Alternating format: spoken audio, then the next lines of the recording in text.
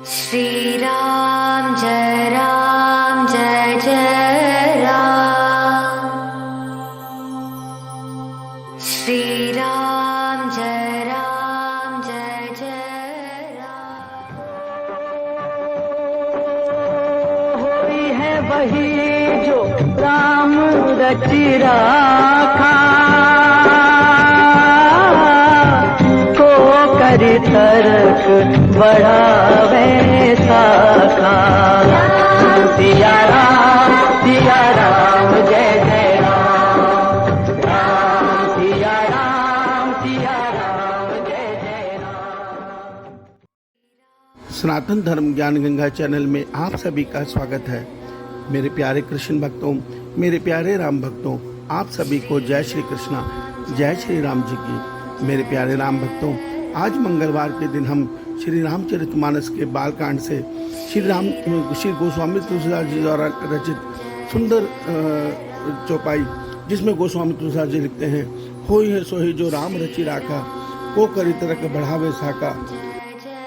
अस कहीं लगे जपन हरि नामा, गई सती जहाँ प्रभु सुख धामा। मेरे प्यारे कृष्ण भक्तों, श्री गोस्वामी तुलसीदास जी द्वारा रचित इन दोनों चौपाइयों को सुनने और समझने के लिए हमें एक सुंदर चरित्र को, एक सुंदर प्रसंग को समझना पड़ेगा, जिसके विषय में जब हम उसको समझ लेंगे तो इस चौपाई का अर्थ हम सरल रूप में समझ लेंगे। तो आइए पहले वो प्रसंग सुनते हैं। बड़ा सुंदर प्रसंग है, ध्यान से सुनिए। इस समय राम अवतार में राम जी लीला कर रहे हैं। उस समय माँ सीता जी को रावण हर के ले गया है और भगवान श्री रामचंद्र जी हर लता से, जंगल के हर पशु से, पक्षी से पूछते फिर रहे हैं रोते रोते कि हे, क्या तुमने मेरी सीता को देखा है? क्या तुमने मेरी सीता को देखा है? वहाँ कैलाश पर्वत पे भगवान शंकर जी इस लीला को देखकर मगन हो रहे हैं, मगर उनके बगल में बैठी सती इस लीला को देखकर परेशान हो रही हैं। उनके मन में संदेह उत्पन्न हो रहा है कि क्या ये वही राम है जिनको मेरे आराध्य भगवान शंकर जी रात दिन जपते रहते हैं?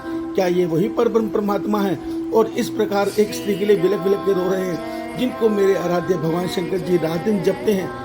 ये संदेह सती के मन में उत्पन्न हो गया। भगवान शंकर जी अंतर्यामी हैं, उनके मन की बात को जान गए। उन्होंने कहा, सती जो तुम ये संदेह कर रही हो बिल्कुल गलत है।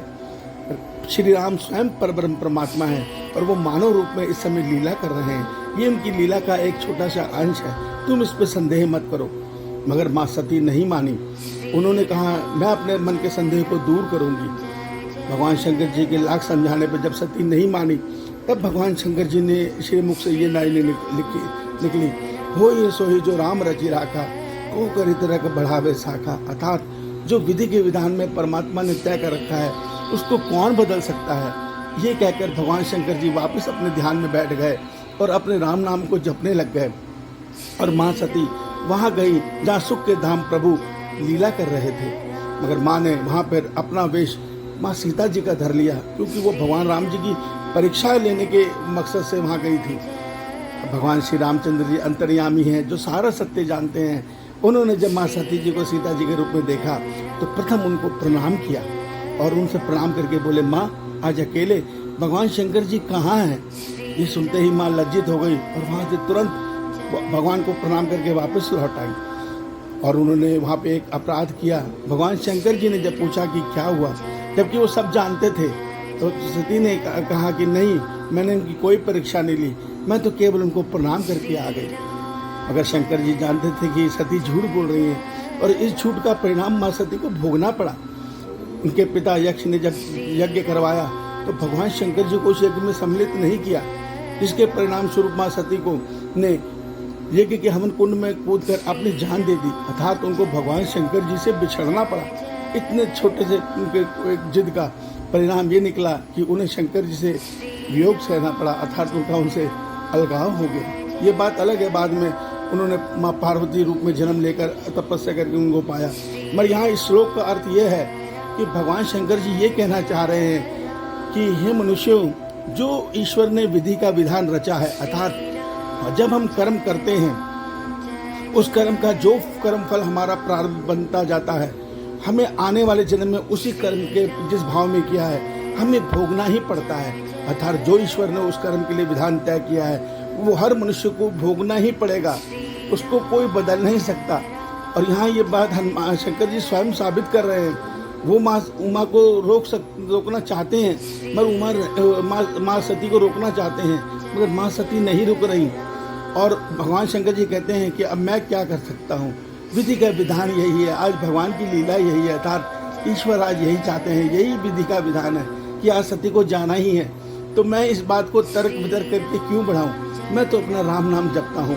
तो मनुष्य को अपना कर्तव्य कर्म सदैव करते रहना चाहिए, उसमें उसको सफलता मिले या ना मिले, उसको ये बात अपने ईश्वर पे छोड़ देनी चाहिए। यही बात भगवान गीता में समझाते हैं।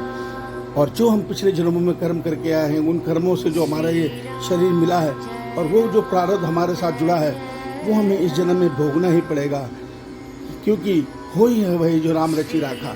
हमने जो कर्म किए हैं और जो कर्म विधान उस पर लगे हैं, ईश्वर के बनाए कर्म विधान, अर्थात ईश्वर के वो नियम जो उन्होंने तय किए हैं कि जब मनुष्य ऐसे करेगा तो ये फल पाएगा, इस प्रकार जीवन जिएगा तो ये फल पाएगा, तो वो मनुष्य को भोगने ही पड़ते हैं।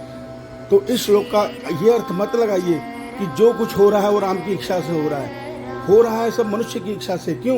क्योंकि भगवान ने जिस प्रकार एक किसान अपने बेटे को हल दे कहे इस खेत को जोतो, वो जो जोतेगा उसे वही फल मिलेगा। इसी प्रकार भगवान ने हमें मनुष्य शरीर देकर इस संसार में कर्म करने की स्वतंत्रता दे दी है, हमें बुद्धि विवेक सब दे दिया है। हम जो करेंगे, जिस भाव में करेंगे, वो कर्म ईश्वर के बनाए विधान के अनुसार हमारा प्रारब्ध बनता जाएगा और आने वाले जन्म में हमें भोगना पड़ेगा। अर्थात हम चाहें तो कर्म करके एक कीड़ा बन सकते हैं, हम चाहें तो कर्म करके अपने ईश्वर को पा सकते हैं। ये सब उपाय कैसे किए जाएं, कैसे ईश्वर को पाया जाए, ये सारा उपाय भगवान ने श्रीमद् भगवत गीता में श्री कृष्ण रूप में आकर हमें बड़े विस्तार से समझाया है। अगर हम पढ़ेंगे नहीं, समझेंगे नहीं, सुनेंगे नहीं, तो हम कभी भी इस सत्य को नहीं समझ पाएंगे और अपनी मन मर्जी के आचरण में जीवन जीते हुए कर्म को श्रेष्ठ मानेंगे। मगर विश्वास मानिए, कर्म वो हैं जो फल इच्छा से किए जाते हैं और फल इच्छा से किए कर्मों का बंधन होता है। अर्थात जब हम शास्त्रों को पढ़कर कर्म करते हैं और उसमें अपने फल की इच्छा रख देते हैं कि हमें इस कर्म से ये प्राप्त होगा, तो उस कर्म के हम बंधन में बंध जाते हैं। भले उस कर्म का फल हमें सुख में रूप में मिले, पर हमारा जन्म मरण चक्र नहीं टूटता, हमें वो सुख भोगकर दोबारा जन्म लेना पड़ता है।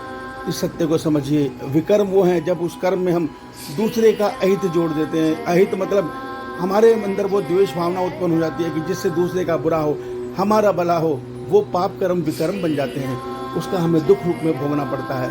मगर जब हम सारे कर्म निष्काम भाव से इस भाव में करते हैं कि ये सृष्टि मेरे ईश्वर की है, मैं ईश्वर का पुत्र हूँ, इस सृष्टि की सेवा करना मेरा कर्तव्य है, सबके अंदर ईश्वर को देखते हुए हम हर कर्म अपने ईश्वर को अर्पण करते हैं और प्रेम से उनका नाम जपते रहते हैं, तो हमें ये कर्म और विकर्म अकर्म बन जाते हैं। अर्थात जिस प्रकार हवन की अग्नि में सब कुछ जल के स्वाहा हो जाता है, उसी प्रकार हमारे सारे कर्म ईश्वर में लीन हो जाते हैं और हम अकर्म बंधन से मुक्त रहते हैं।